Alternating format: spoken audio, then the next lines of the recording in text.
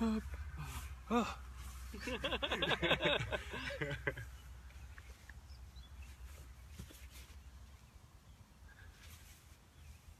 audience here. We are live in Pennsylvania, Harrisburg. I got it correct.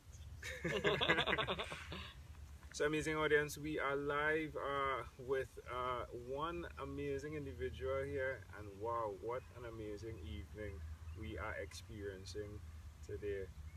Michael Woodward. Michael, great pleasure to connect with you again, face to face. So good to see you. Yeah, it's amazing, isn't it? Yeah.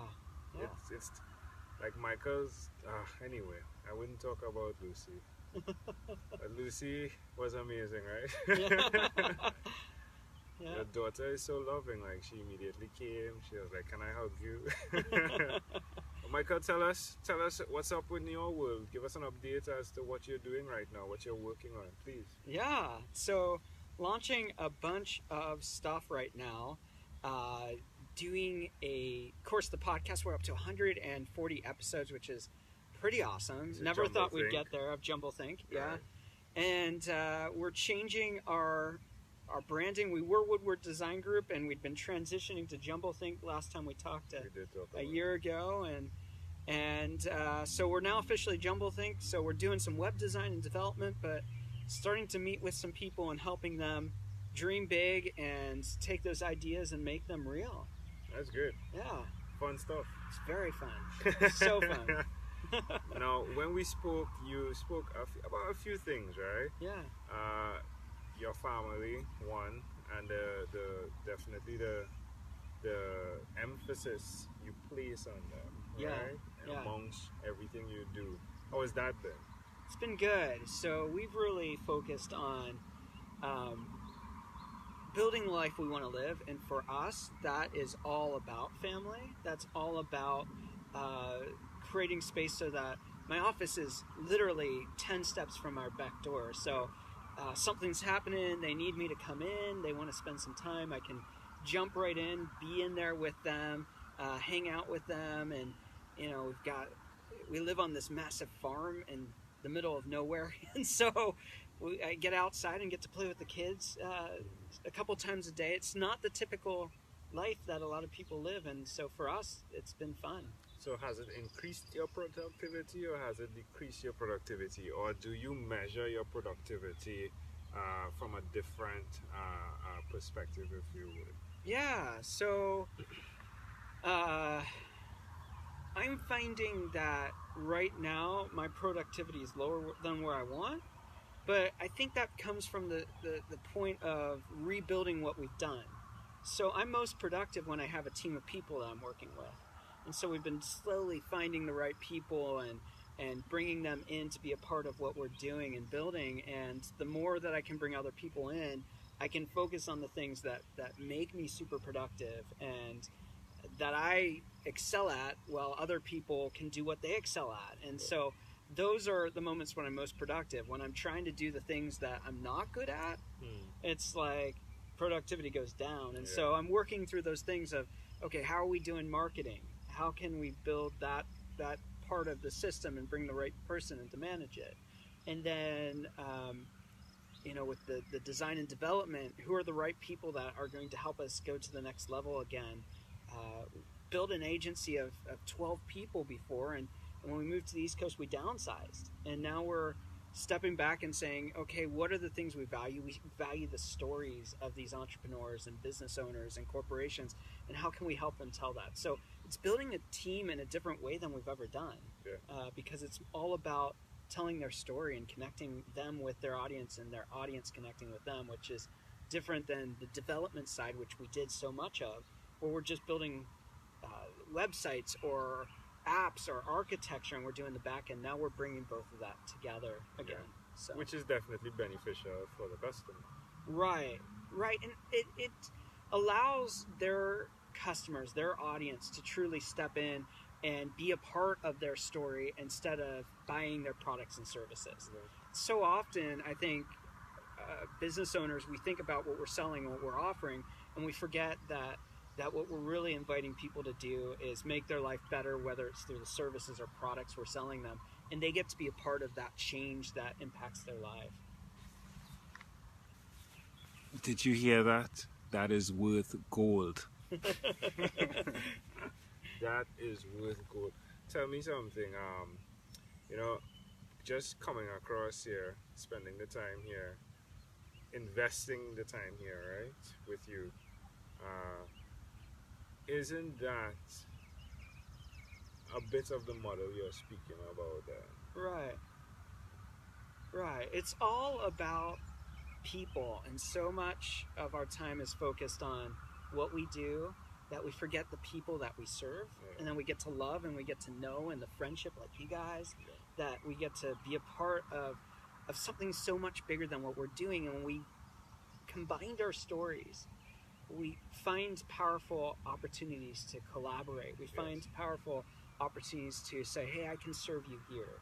I can help you in this space that you need in this season of your life. And so, you know, getting back to this place of really being connected, because, you know, I think I said it before with you, it's social media has done a lot of things really well and helped us in so many ways. But one of the things that it hasn't done well is really connect us in true intimacy. Yeah. So we have this false sense of intimacy without this relationship and responsibility to say, hey, you need something, I'm here for you. Yeah. Hey, I'm going through it, you're here for me. And I want to get back to a place where social media becomes a tool to help us connect so that we can go deeper. Yeah. And I think there's a lot of people that want that right now. I believe that. We're seeing that. I love that. Now, we have a segment called Your Own Unique Real Shoes, which tells of the struggles that you may have encountered, right? Yeah. So some people see your shoes and they say, ooh, I would love to wear those shoes. But my, oh my, they have no idea, right? Some of the struggles you've had being where you are, walking in those shoes. What is one struggle you'd share with us? Just to bring, and the purpose of this is really for those that are listening, who are in a struggle, to understand that they too can overcome that, right? Or it's okay to be in a struggle. Right. So for us, we've moved across the country. We were in Northern California. I was there since 2002. And we moved here to be close to family. And in that shift of moving the business from one place to another, there's all kinds of challenges. There's the challenges, the networks that you're in, and being able to have the client work to pay the bills sometimes. And then there's also the issue of you know, it's easy to look in and say, oh, he's podcasting, he's meeting all these cool people, he's doing all this stuff, he must have everything figured out. And for me, we're creating a news story with JumbleThink that we've never gone down before.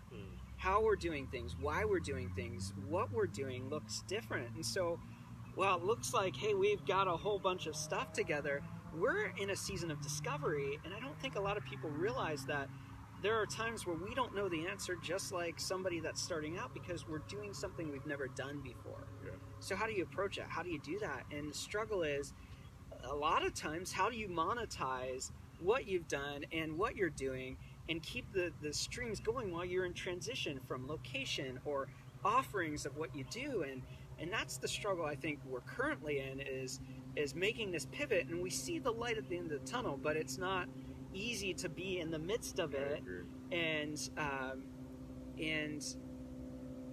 know that you feel like everything's going to work out. You see all the things that are happening. You're seeing the positive exchanges you're having and what you're building, but sometimes it gets weary and it's hard, and you're just like, I don't know. Yeah. Is this worth it? Can I keep going it? Yeah. You know? Is it worth it? Yeah.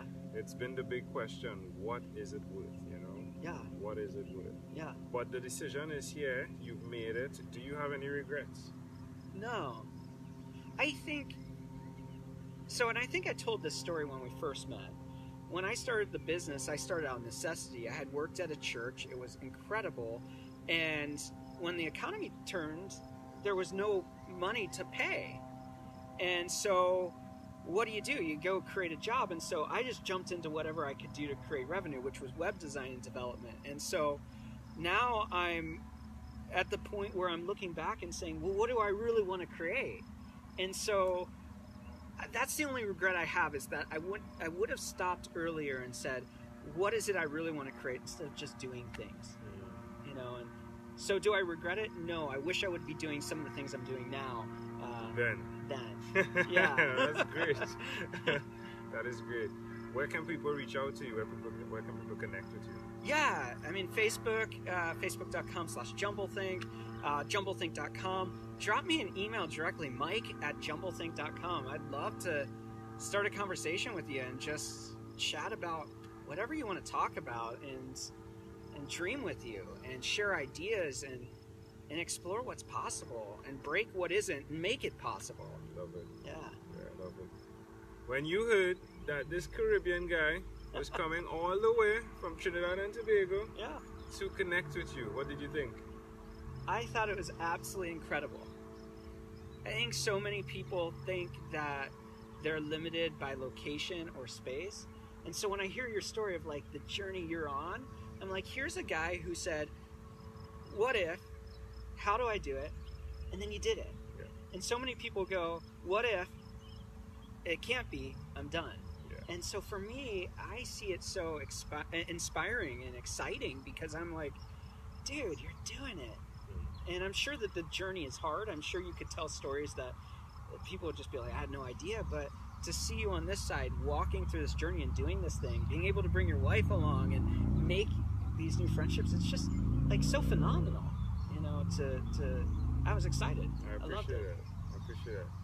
Folks, the amazing Michael Woodward. Michael, thank you. Tonight we're investing the night here.